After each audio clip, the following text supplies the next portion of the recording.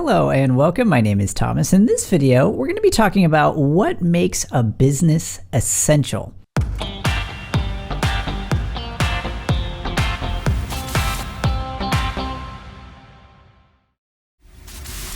So there's been a lot that has been going on in the news and in the world these days, as I am sure you are well aware. But with that, something I've been hearing more and more as I'm listening to the news or any of the different things that are happening, I keep hearing this term non-essential business.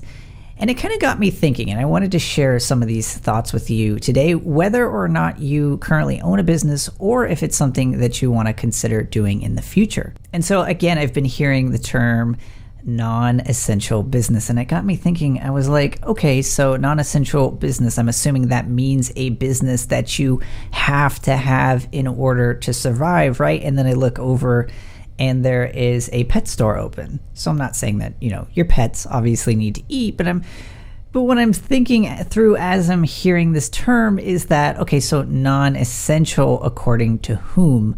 Non-essential according to what? But before I go any further, let me first preface this. I have to say this. I am not making a remark as to the political or medical or scientific efficacy to opening up specific businesses to the public or not opening up specific businesses to the public. My issue really is more just with the term in general, non-essential business. And the reason is because in reality, every business is essential. Every single one. Because we have to ask the question, first of all, is essential to whom and essential for what reason? So for example, if there is a woman who runs a ballet studio, we might look at that and say, you know what, that's a non-essential business. But I would argue that actually is essential. It's essential for the ballet owner because she needs that in order to live, to provide an income. But I would say also it is essential to the people for whom she provides the service, right? To the kids who show up or to whoever go through and take the classes. For those people, it is essential. Now you might say, well, it's not that essential, right? I mean, you could survive without doing that. You could, but what you have to understand is on a very basic, practical, and even economic level, and again, I'm not an economic expert, but in order for it to survive, you need a whole host of businesses that help keep the whole economy up and afloat. You need the ballet teachers, you need the karate instructors, you need the movie theaters. All of those things incorporate what we consider daily life. But again, without venturing too far out into what makes some businesses more important than others, I do realize that there's going to be a big difference for day-to-day life for something like a grocery store and something like a design shop or something like what I do. But the point is, a business and what makes a business powerful and effective isn't how many people you serve, but how well you serve the people that you do.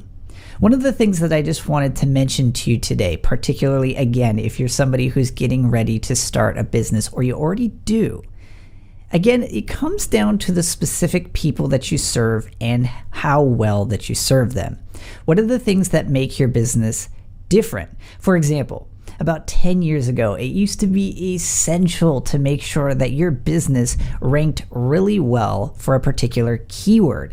If you were, like me, for example, a book cover designer, if somebody typed in book cover designer into Google, it would behoove you well if up at the top, first result, or worst case scenario, second result, showed your name or your website in order for you to be successful. But I argue that we're in a day and an age now where building a personal brand or building a brand in general is far more important. Because you never know the next time Google or YouTube or Apple or whatever company, organization, or website you are relying upon currently is going to change their algorithm or way of doing business.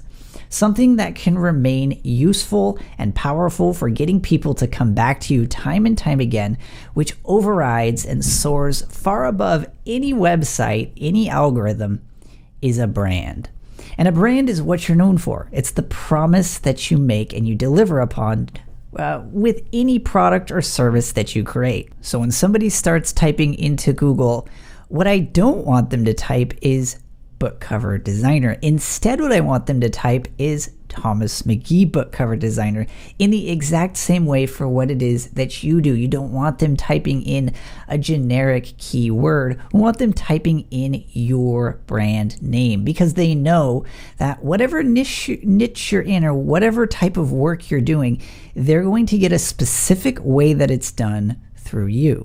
And at the end of the day, that is what makes a business essential. It isn't necessarily the type of work that you do. It isn't necessarily the amount of people that you serve, or somebody up at the top of the hierarchy saying or deeming your business more important than others. At the end of the day, customers get to decide how important your business is. And the easier you make that choice, the better and more long-lasting your brand is going to be. So one of the things that used to come up all the time when I was working on book jackets, I used to be I mentioned, a book jacket designer. And so I would do this quite a bit. I worked with authors and publishers on a wide variety. Some were best-selling authors who had sold millions and millions of copies, and then others were just publishing their very first book. But regardless of the stage, I used to run into this question that I would always ask over and over again as I was going through the process of designing a book jacket. And the exact same thing applies to somebody who is trying to start a business or a niche or a blog or some way of serving people. And that is, who's it for? And I don't mean demographics. I don't mean what do you look like, how tall are you, what's your hair color. Those things matter a lot less than how do you think?